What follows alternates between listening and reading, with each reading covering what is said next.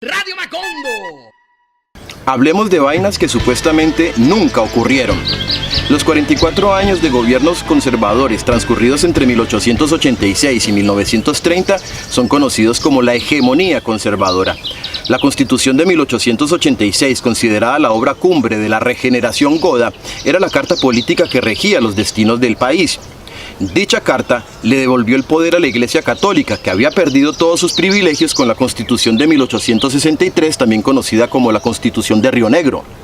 La carta política de los godos, pues le entregó el control de la educación a la Iglesia Católica, la libró de pagar impuestos y además prohibió el divorcio, entre otros asuntos importantes para el buen ejercicio democrático del país. Tras 4 décadas en el poder, el régimen conservador terminó endureciendo la legislación en contra de la protesta social. Es así como, por huir del bolchevismo, los godos criollos terminaron inventando su versión del fascismo a la criolla. Miguel Abadía Méndez fue el último presidente de la hegemonía conservadora y gobernó al país entre 1926 y 1930. Fue durante su mandato que se promulgó la famosa Ley Heroica, por allá el 30 de octubre de 1928. Con el pretexto de reglamentar la actividad obrera, la norma buscaba realmente meter en cintura a los sindicatos y disminuir la capacidad de acción política de las masas campesinas, liberales y obreras. Esta ley prohibía que los sindicatos fomentaran la lucha de clases y les desconocía prácticamente el derecho de promover huelgas. Gracias a la Ley Heroica, los obreros se convirtieron en objeto de aguda vigilancia policial.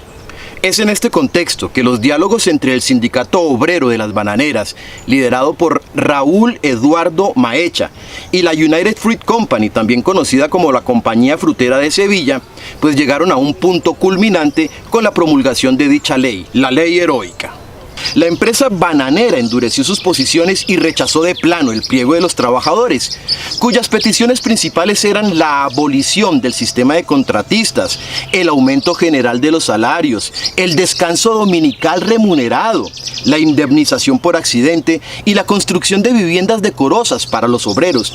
La empresa rechazó esas peticiones porque las consideraba bastante subversivas. La United Fruit Company se amparó en la Ley Heroica, que había declarado la ilegalidad anticipada de cualquier pretensión obrera que tratara de obtener mediante huelgas concesiones por parte de los patronos. A los obreros no les quedó otro recurso que ir a huelga el 12 de noviembre de 1928. Los directivos de la United Fruit Company movieron enseguida su vasto aparato de influencias en el alto gobierno, que desplegó inmediatamente un contingente del ejército al mando del general Carlos Cortés Vargas. El desenlace ya lo conocemos: la masacre del 6 de diciembre, conocida como la masacre de las Bananeras. Por aquellos días, un joven político comprometido con el movimiento popular realizó un centenar de entrevistas a sobrevivientes de la masacre, a habitantes de la zona, a obreros del banano. Gaitán tomó fotografías de cadáveres insepultos y de los destrozos ocasionados en Ciénaga y Sevilla, que se atribuyeron en principio a los huelguistas y que, según la investigación de Jorge Eliezer Gaitán, fueron ocasionados en su mayor parte por la tropa y por orden de su comandante, el general Cortés Vargas.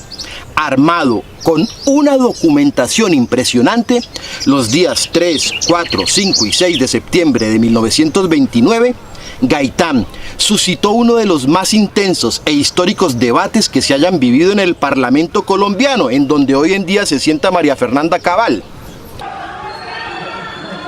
¡Estudien, vagos!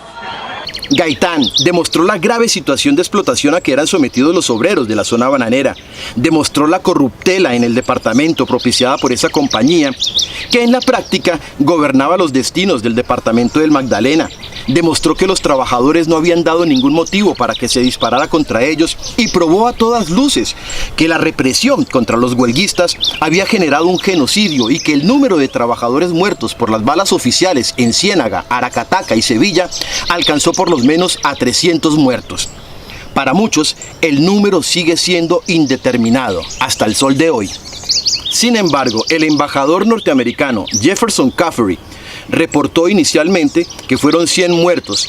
Posteriormente, reportó que habían sido entre 500 y 600 muertos y finalmente, ese mismo diciembre, envió un informe al Departamento de Estado norteamericano en el que informaba que las víctimas habían superado los 1000 muertos.